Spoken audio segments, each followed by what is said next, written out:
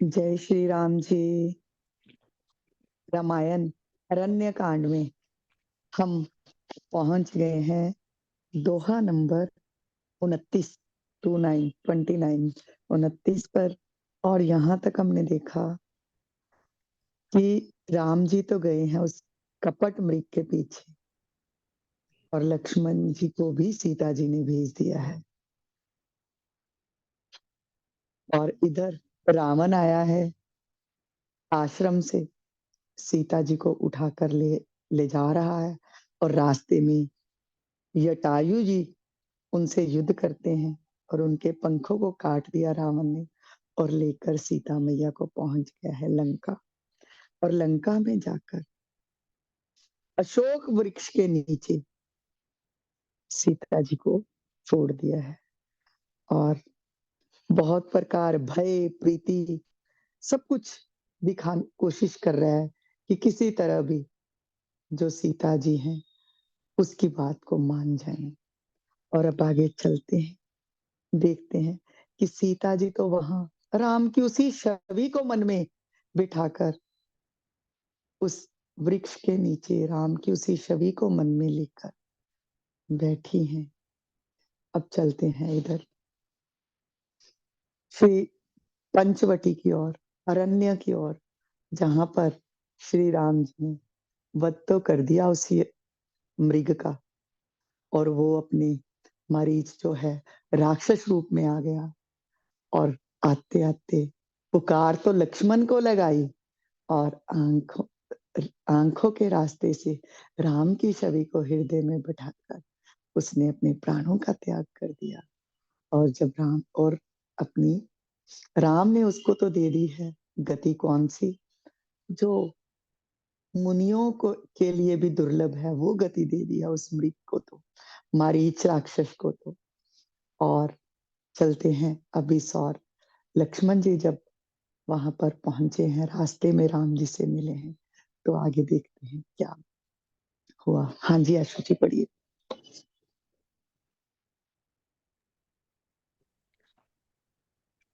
पवन सुत हनुमान की जय, सियावर रामचंद्र की जय।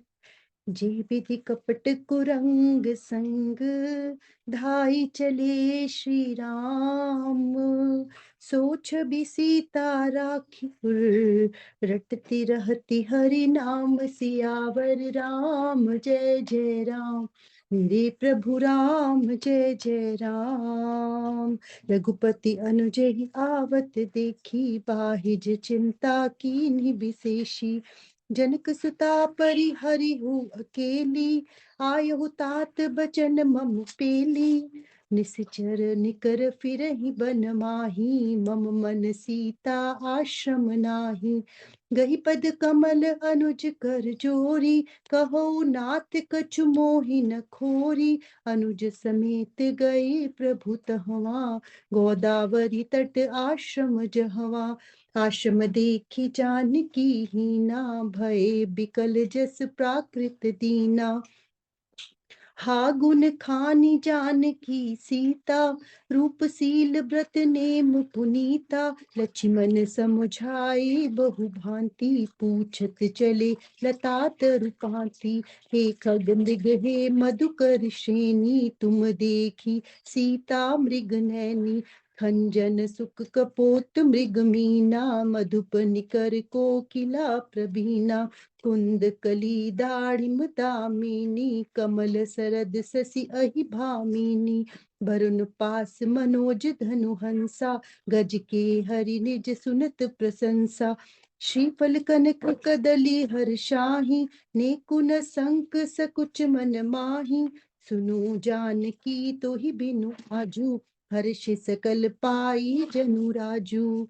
किमी सही जात अनख तोहि पाही, प्रिया बेगी प्रगटहि कस नाही। एहि विधि खोजत बिलपत स्वामी, मनहु महाबिरही अति कामी। पूरन काम राम सुख राशि, मनुज चरित कर अज अविनाशी। आगे परागीध पति देखा, सुमिरत राम चरण जिन रेखा। कर सरोज सिर पर सेऊ, कृपा सिंधु रघुबीर, निरखी राम छवि धाम मुख, बिगत भई सब पीर। सियावर राम जय जय राम, मेरे प्रभु राम जय जय राम।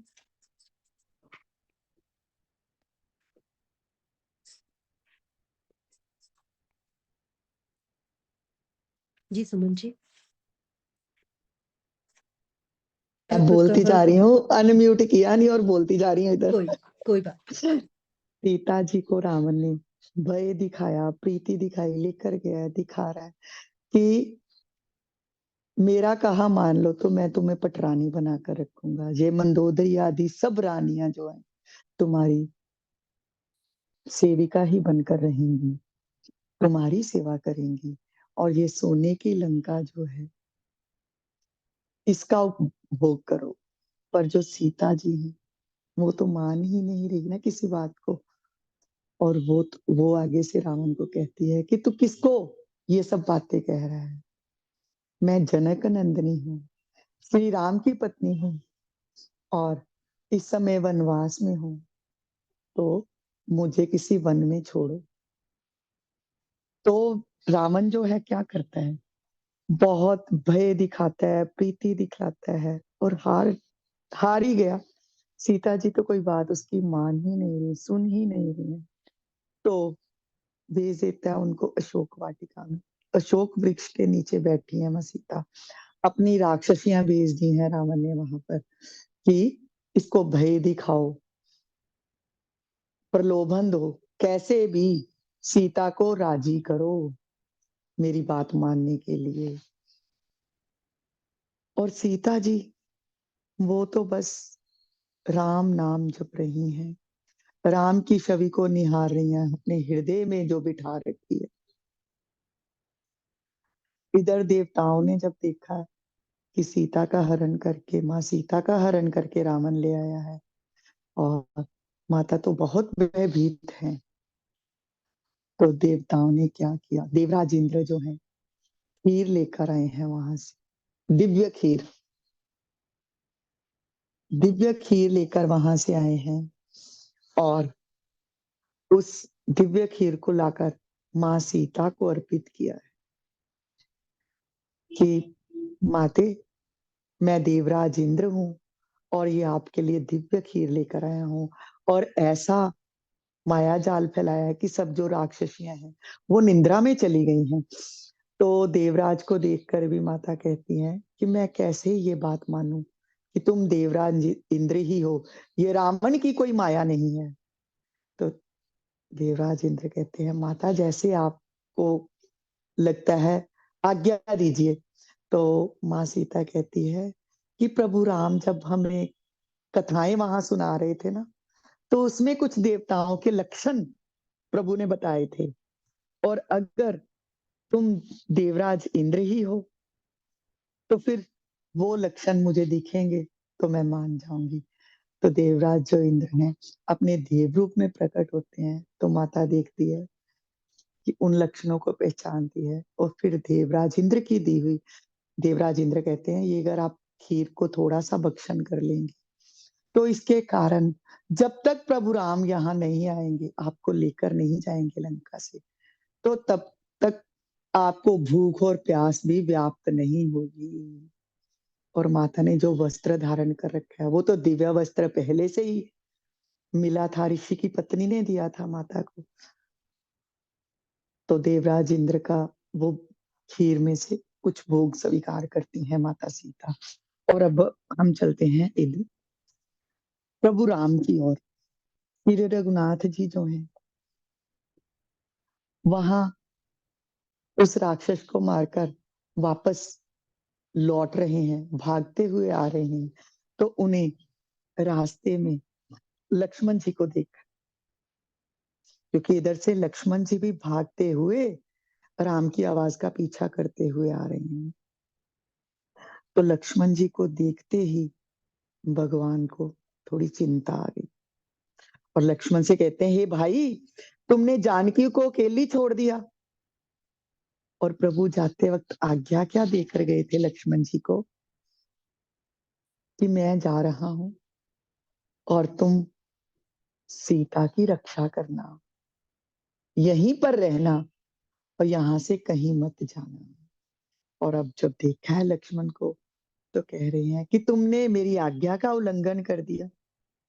राक्षस जो है वन में फिरते हैं और अब मेरा मन जो है वो तो ये बोल रहा है कि सीता आश्रम में नहीं है। और पहली बार हुआ है कि लक्ष्मण ने राम की आज्ञा का उल्लंघन भी नहीं कह सकते, वो तो नहीं जा रहे थे, पर माता सीता ने ही बहुत सारे उलाहने देकर, बहुत से कटु वचन कहकर लक्ष्मण जी को राम के पीछे भेजा है। और वो माता सीता भी नहीं है, जैसा हम पीछे जान चुके हैं। वो माता सीता की प्रति छाया है। और छाया जो है उसमें माँ सीता के गुण थोड़ा आएंगे, पूरे के संपूर्ण रूप वैसा हो सकता है, पर सबके सब गुण नहीं हो सकते। तो उन्होंने ही लक्ष्मण जी को भेजा है राम के पीछे। तो जब राम ने कहा, प्रभु ने, कि तुम मेरी आज्ञा का उल्लंघन कर यहाँ चले आए, तो लक्ष्मण जी प्रभु के चरण कमलों को पकड़ लिया और कहते हैं, नाथ, इसमें मेरा कुछ भी दोष नहीं है। आपने कहा, पर ये माँ का आदेश था तो मैं आपके पीछे चला आया। अब भागे हैं दोनों भाई वहां से अपने आश्रम की ओर। आश्रम में पहुंचे हैं तो देखा है कि वहां पर तो सीता है ही नहीं। अब यहाँ पर श्री राम अपना कौन सा रूप दिखा रहे, यहाँ पर पूरा मनुष्य रूप कि कैसे विकल हो गए हैं प्रभु। और यहाँ से ही रामायण शुरुआत हुई थी। पहले हमने ये प्रसंग पढ़ा था ना कि राम विकल होकर यहाँ वहां घूम रहे हैं वन में, और भोलेनाथ निकले हैं जय सच्चिदानंद भगवान करते हुए, और माँ सती भोलेनाथ के साथ थी और उनको भी यहाँ पर मोह आ गया था प्रभु के इस सब रूप को देखकर। तो वही सब रूप है कि जानकी के से रहित उस आश्रम को देखकर जैसा साधारण मनुष्य करता वैसा ही लीला प्रभु राम कर रहे हैं, विलाप कर रहे हैं। हा गुणों की खान जानकी, हा रूपशील व्रत और नियमों से पवित्र सीते, तुम्हें कहाँ चली गई हो। लक्ष्मण जी ने तुम्हें बहुत समझाया। लक्ष्मण जी ने राम जी को अब बहुत समझा रहे हैं कि प्रभु आप कैसे व्याकुल हो रहे हैं, पर प्रभु कहाँ सुने। अब तो वो उस लीला में ऐसे खो गए हैं राम। लताओं वृक्षों की पंक्तियों से पूछते हुए चल रहे हैं, हे पक्षियों, हे पशुओं, हे भोरों की पंक्तियों, तुमने कहीं मृगनयनी सीता को देखा है। खंजन तोता कबूतर हिरन मछली भोरों के समूह, प्रवीण कोयल कुंदकली अनार, बिजली कमल शरद का चंद्रमा और नागिनी वरुण का पाश कामदेव का धनुष हंस गज और सिंह, ये सब आज अपनी प्रशंसा सुन रहे। बेल स्वरण और केला हर्षित हो रहे हैं, इनके मन में जरा भी शंका और संकोच नहीं है। हे जानकी सुनो, तुम्हारे बिना ये सब हर्षित हो रहे हैं। क्यों हर्षित हो रहे हैं? क्योंकि तुम इतनी सुंदर थी, तुम्हारे अंगों के सामने ये सब के सब तुच्छ, अपमानित और लज्जित थे, और आज तुम नहीं हो तो ये कैसे अभिमान से फूल रहे हैं।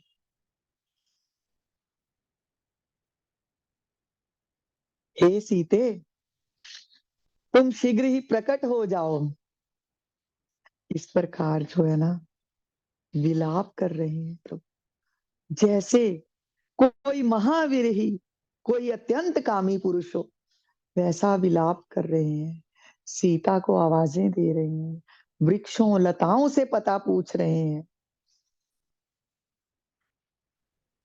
जो पूर्ण काम है, जो आनंद की राशि है जन्मा, जो अविनाशी प्रभु है, और वो जब अब मनुष्य रूप में है तो पूरे का पूर्ण मनुष्य लीला का जो है उसमें ही डूबे हुए दिख रहे हैं।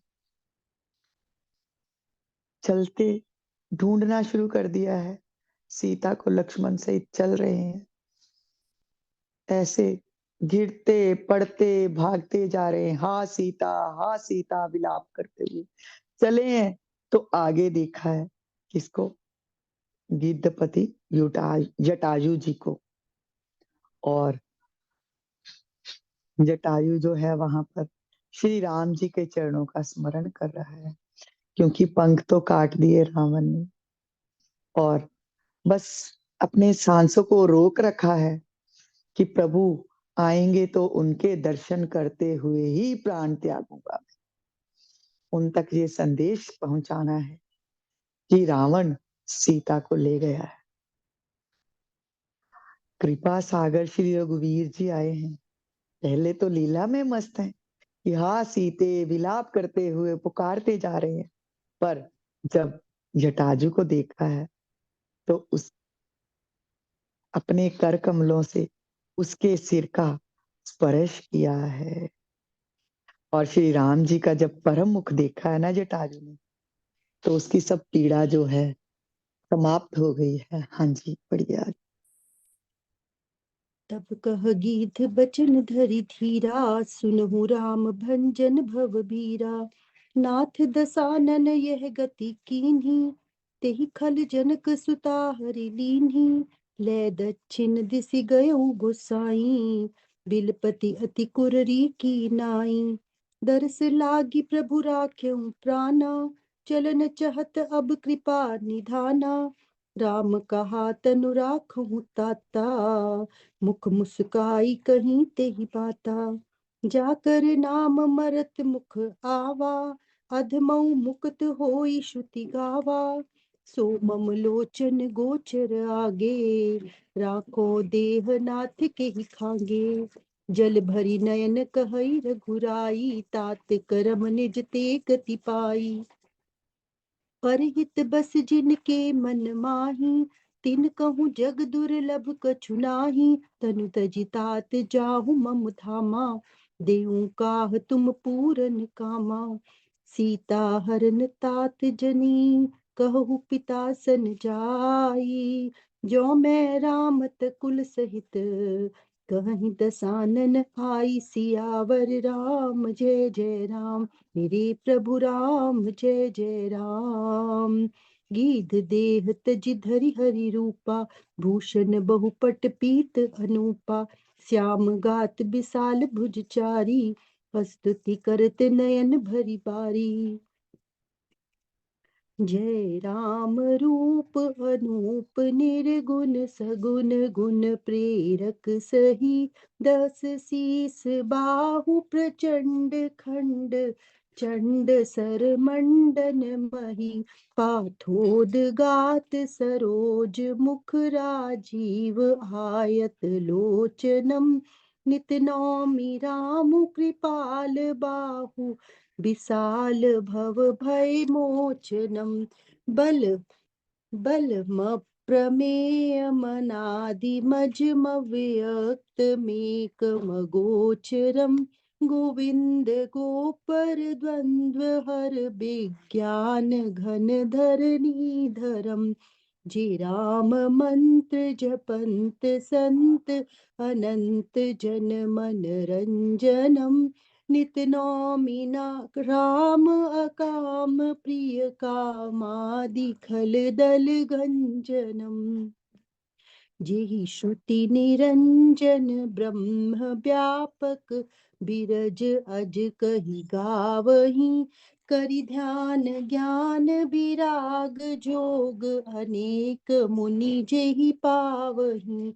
सो प्रगट करुणा कंद शोभा वृंद अग जग मोहई मम हृदय पंकज भृंग अंग अनंग बहु छवि सोहई जो अगम सुगम सुभाव निर्मल असम सम शीतल सदा पश्यन्ति जम जोगी जतन करि करत मन गो बस सदा सो राम रमा निवास संतत दास बस त्रिभुवन धनी मम उर बसौ सो समन संस्कृति जासु कीर्ति पावनी अबिरल भक्ति मांगी बर गीध गयौ हरिधाम तेहि की क्रिया जथोचित निज कर कीन्ही राम सियावर राम जय जय राम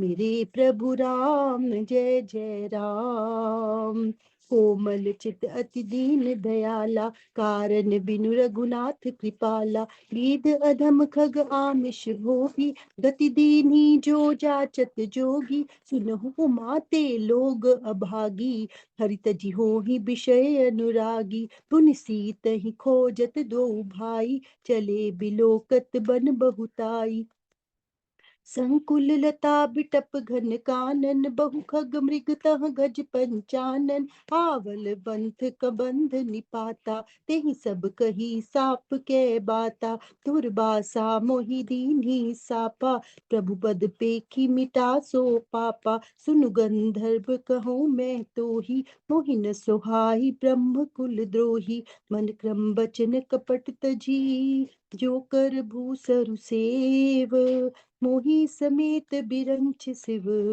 बसता के सब देव सियावर राम जय जय राम मेरे प्रभु राम जय जय राम।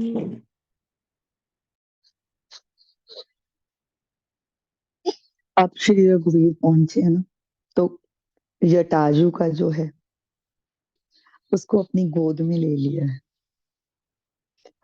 और गीधराज से पूछ रहे हैं कि गीधराज ये दशा आपकी कैसे हो गई, और ये रथ गिरा पड़ा है, ये रक्त है, ये सब बह रहा है, ये किसने आपकी ये दशा की है।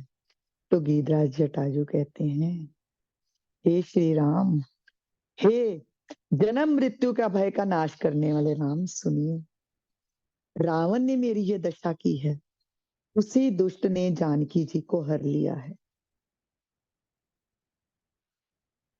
वह उन्हें लेकर दक्षिण दिशा की ओर गया है, और जो सीता जी है ना, वो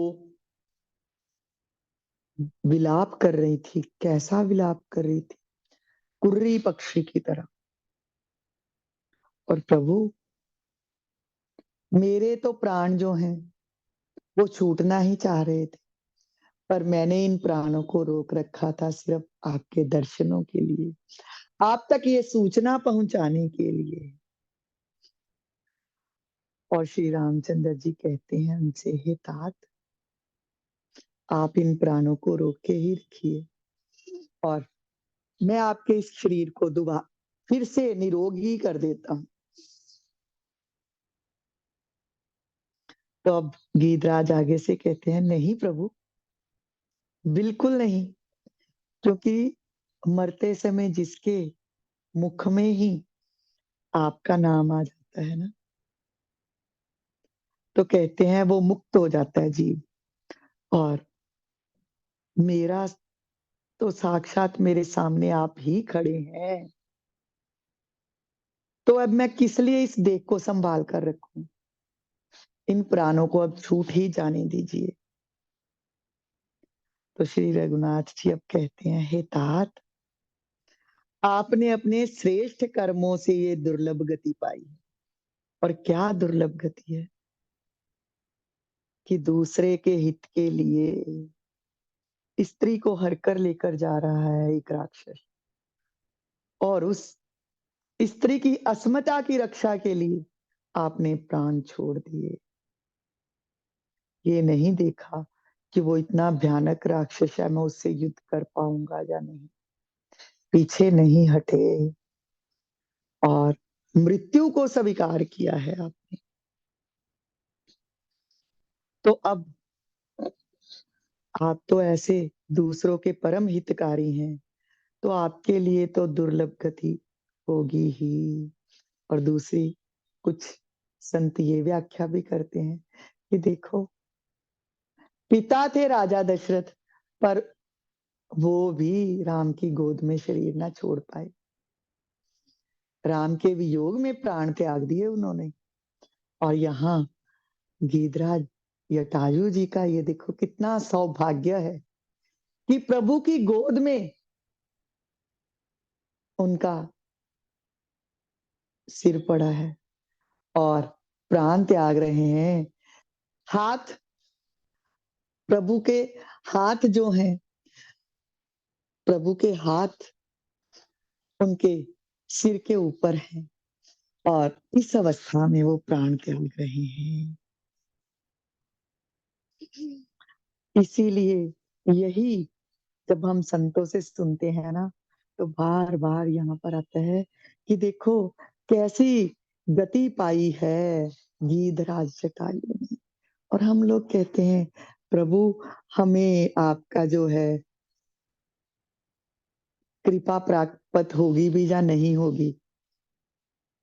हम जो हैं ऐसे लोग हैं, इतने पाप कर्म हमने किए हैं।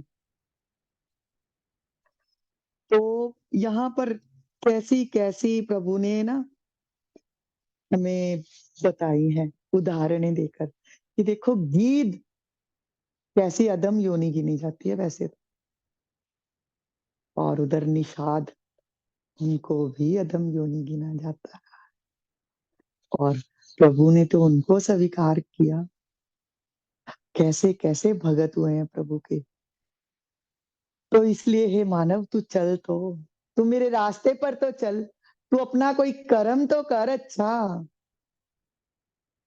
तू एक बार पुकार तो, मैं तो कोई पुकारने की देर है तेरे। मैं तो तेरी पुकार, बस तू राम भी पूरा नहीं र ही पुकारने लगेगा, ये सोच ही तेरे मन में आएगी कि मैं राम पुकारूं, तो मैं तब भी तेरे समक्ष आ जाऊंगा। तो यहाँ पर तो गीधराज की प्रभु के गोदी में सर है, प्रभु के जो कर कमल हैं गीधराज के उस शीश को सहला रहे हैं। और गीधराज से प्रभु क्या कहते हैं कि आप जा तो रहे हैं मेरे परम धाम में और आपको सब कुछ मिल रहा है, मोक्ष मुक्ति की प्राप्ति हो रही है, और वहां पर किसी धाम में अगर आपको मेरे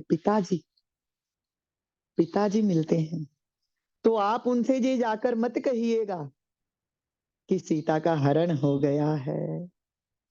क्यों? क्योंकि उन्हें दुख होगा कि मेरे कारण ही जो मेरा पुत्र है वो वन की ओर गया और वहां पर मेरी बहू का अपहरण करके रावण ले गया। तो आप उनसे ये मत कहिएगा, रावण को कुल समेत ही मैं जाकर समाप्त कर दूंगा, और वही जाकर सीता हरण की बात मेरे पिता से कहे। ये बात भी प्रभु यहाँ कह रहे हैं। और यहाँ कहने का अर्थ ये है, बता रहे हैं गीधराज को कि आपने तो उस अबला की रक्षा के लिए अपने प्राण त्याग दिए। ये संदेश है यहाँ।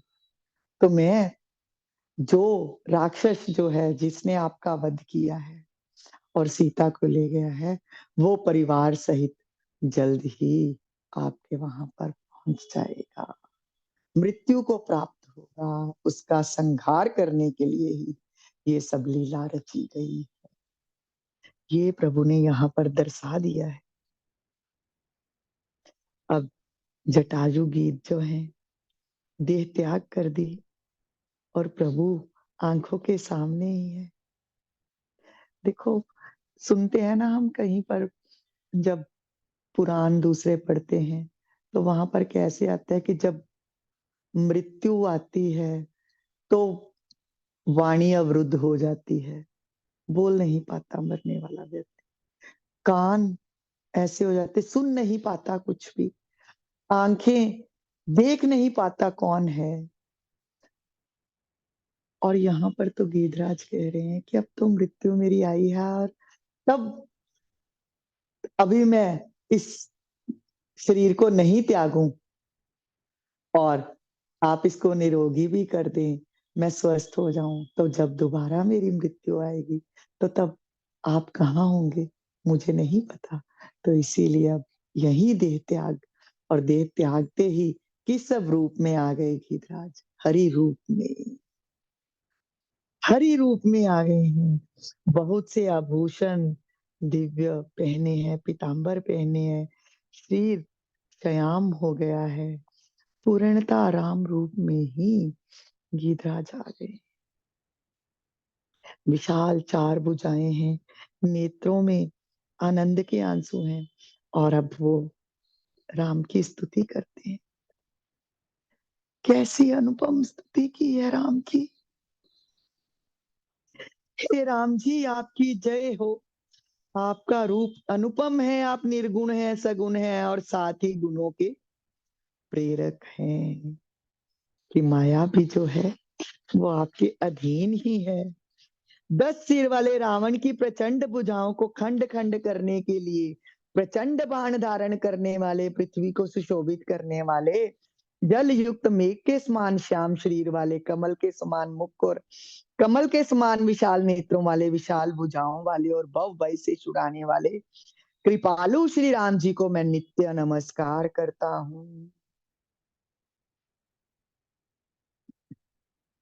प्रभु ने अपना दिव्य स्वरूप दे दिया, और दिव्य स्वरूप से फिर दिव्य जो है महिमा का गान हो रहा है, स्तुति हो रही है प्रभु की। आप अपरिमित बल वाले हैं, अनादि अजन्मा व्यक्त अगोचर गोविंद, इंद्रियों से अतीत, द्वंद्वों को हरने वाले, विज्ञान की घन मूर्ति और पृथ्वी के आधार है। जो संत राम मंत्र को जपते हैं उन अनंत सेवकों के मन को अनंत देने वाले,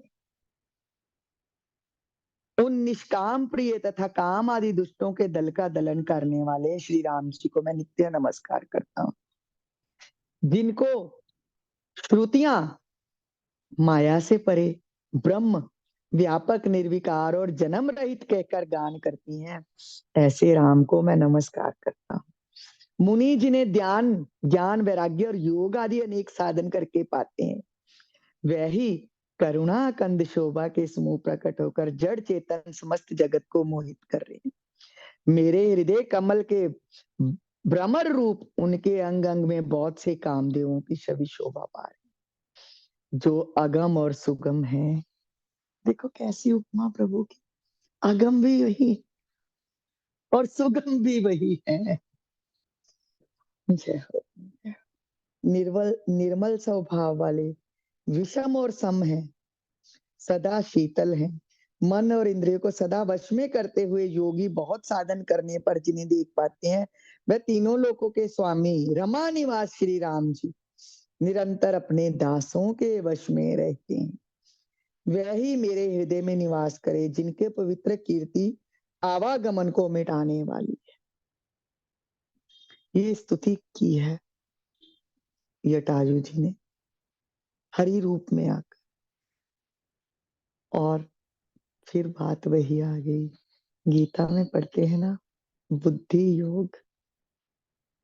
जब प्रभु सामने है, मुक्ति हो रही है, तो खुद ब खुद स्तुतियां जो हैं प्रस्फुटित हो जाती हैं, अंदर से ही ज्ञान जो है प्रभु का सारा आ जाता है। अखंड भक्ति का वर मांगा है गिधराज ने, और श्री हरि के परम धाम को चले गए। श्री रामचंद्र जी ने उनका दाह संस्कार किया है, सारी क्रियाएं अपने हाथों से की हैं। और देखो यहाँ फिर से संत जन क्या कहते हैं, श्री रघुनाथ जी जो है ना अत्यंत कोमल चित्त वाले, दीन दयाल हैं, और बिना ही कारण कृपालु हैं। किसी हमारे काम के कारण वो कृपा नहीं बरसाते हम, वो भक्त वत्सल हैं। कृपा करना तो उनका धर्म है, वो कृपा निरंतर बरस ही रही है। छेद तो कहीं ना कहीं हमारे इस बर्तन में ही है, जो कृपा का सागर बरस रहा है, टपक रहा है, जो हम उसको संग्रह नहीं कर पा रहे। कहीं ना कहीं छिद्र जो है हम में ही है, वो छिद्र, हम उस छिद्र को ढूंढें और उसका कोई उपाय करें। यहाँ पर कहते हैं कि जीव देखो, गिद्ध कैसी अधम योनि गिनी गई है, जो पक्षी, मनुष्य भी नहीं है, पक्षियों के रूप में है और मांसाहारी भी है, तो उसको भी दुर्लभ गति दी। कौन सी गति? जो अपने पिता को भी नहीं दे पाए। उसका दाह संस्कार अपने हाथों से, उसका क्रियाकर्म किया है। सबके सब संस्कार प्रभु ने पुत्र की भांति ही किए गीतराज। और योगी जन जो मांगते हैं कि प्रभु अंत समय में दर्शन दे देना, तो अंत समय में गीतराज को दर्शन दिए, दुर्लभ गति दी है उनका। उनके सिर के ऊपर हाथ है प्रभु के, सिर उनका प्रभु की गोद में है और प्राण त्याग रहे हैं। जय श्री राम, जय श्री राम, जय श्री राम। अब शिव जी कहते हैं, पार्वती सुनो, वे लोग अभागे हैं जो भगवान को छोड़कर विषयों से अनुराग करते हैं। यहाँ पर ना एक संत की कथा सुनती हूँ। लोग गए हैं संतों के पास और उनसे कहते हैं कि हे संत जी, आपने तो संसार त्याग दिया है, आप कितने श्रेष्ठ त्यागी हो। और संत जी लोगों से होता है क्या कहते हैं, मुझसे भी श्रेष्ठ त्यागी तुम हो। क्यों? मैंने तो संसार त्यागा, छोटा सा त्याग किया प्रभु को पाने के लिए, और तुम तो बड़े त्यागी हो। तुमने प्रभु को त्याग रखा है इस संसार को पाने के लिए, तुम तो बड़े त्यागी हो। तो भाई यहाँ पर भोलेनाथ कह रहे हैं पार्वती से कि वो अभागे लोग हैं जो प्रभु नाम का सिमरन नहीं कर पाते, जो संसार में रमे हुए हैं, संसार की और ही विषयों में रमे हुए हैं, वो अभागे लोग हैं। क्योंकि प्रभु नाम का स्मरण भी प्रभु की कृपा से ही हो सकता है। अब चलते हैं इस कथा की ओर। दोनों भाई चल दिए आगे सीता की खोज में। गीतराज ने बताया है कि रावण ले गया है, दक्षिण की ओर चला गया। तो आगे आगे चल रहे हैं तो वन जो है और भी सघन होता जा रहा है, और भी सघन होता जा रहा है। उस ओर देख रहे हैं, कोई मनुष्यता के तो कोई नामो निशान भी नहीं है। चलते जा रहे हैं, चलते जा रहे हैं, रास्ते में देखते हैं एक राक्षस दिखता है, कबंध नाम का राक्षस। उस उसको भी प्रभु ने, उसका भी वध कर डाला। और ये कबंध की कथा सुनाती हूँ आपको।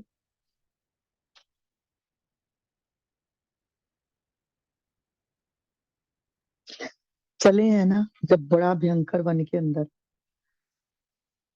तो देखा है वहां एक गुफा जो पताल के समान गहरी, अंधकार से आवृत थी। उसके समीप जाकर दोनों नरश्रेष्ठ वीरों ने एक राक्षसी देखी, बड़ी विकराल राक्षसी। तो उसने लक्ष्मण जी को देखा है, आई है भागती हुई, पकड़ लिया है और उनसे कहती है, मेरा नाम अयोमुखी है और मैं तुम्हें पति रूप में स्वीकार करती हूँ, और तुम सोचो कि तुम्हें भार्या मिल गई। अब जब राक्षसी ने ऐसा किया है, कहा है ना, तो लक्ष्मण जी तो है ही क्रोधित, पहले से ही क्रोध में, और तो वो क्रोध और भड़क उठा है। तलवार निकाल ली, उसके कान नाक स्तन सब काट डाला। वो चिल्लाते हुए भाग गई है, चिल्लाती चिल्लाती भाग गई। अब चलते जा रहे हैं उस वन में दोनों भाई, चलते चलते चलते चलते वहां पर देखा है कि एक बहुत बड़ा राक्षस आ रहा है। ना उसका कोई मस्तक है, ना उसका कोई गला है, सिर्फ धड़ ही धड़ है और पेट है जो उसका, उसमें ही उसका मुंह बना हुआ है। ऐसा है वो कबंध राक्षस।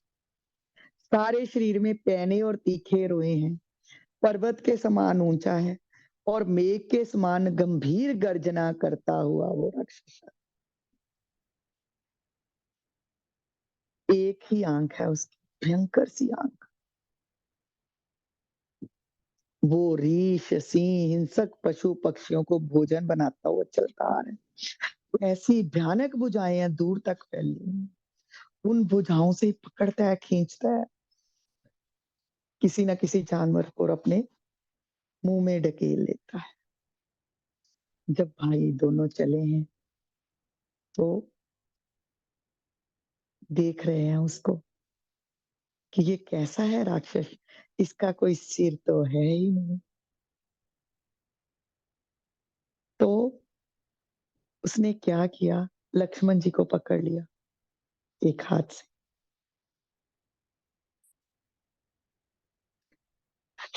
लक्ष्मण जी को पकड़ लिया है तो राम ने उसको तीर मारकर उसका संहार कर दिया। दोनों उसको उसको मार डाला है। तो कमबंद जब मर गया है तो उसके बाद उसके अंदर से एक ऐसा तेज निकला है और आ गया है अपने किसी और स्वरूप में। और जब दूसरे स्वरूप में आ गया है अपने, तो आकर कहता है कि आप दोनों का स्वागत है प्रभु। बड़े भाग्य थे मेरे जो आप लोगों का मुझे दर्शन मिला। ये जो मेरी बुझाएं थी, ये मेरे लिए भारी बंधन थी और आपने मुझे काट डाला इन मेरी बुझाओं को और मुझे मुक्ति दे दी इस राक्षसी रूप से। कहता अपनी कथा सुनाता है, पूर्व काल में मेरा रूप महान था, बल पराक्रम से मैं संपन्न था। सूर्य चंद्रमा और इंद्र का शरीर जैसा तेजस्वी है ना, वैसा ही मेरा भी ये शरीर था। पर मैं फिर भी राक्षस रूप धारण करके इधर उधर घूमता था, ऋषियों को डराया करता था। और एक दिन स्थूल शिरा नामक महर्षि जो हैं वो कुपित हो गए, वो डर गए मेरे ऐसे डराने से और उन्होंने मुझे श्राप दे दिया कि जा, तू जैसा ये स्वरूप लेकर मुझे डरा रहा ना, तो ऐसा ही तेरा स्वरूप हो जाए। और मैंने जब प्रार्थना की ऋषिवर से कि ये तो मैं ऐसे ही कर रहा था और इसका मुझे इतना बड़ा श्राप मत दीजिए, तो इस श्राप का क्या अंत होगा। तो तब ऋषिवर ने दया करके कहा, जब श्री राम और लक्ष्मण तुम्हारी दोनों भुजाएं काटकर तुम्हें निर्जन वन में जलाएंगे, तब तुम पुनः अपने उसी सुंदर रूप को प्राप्त होगे।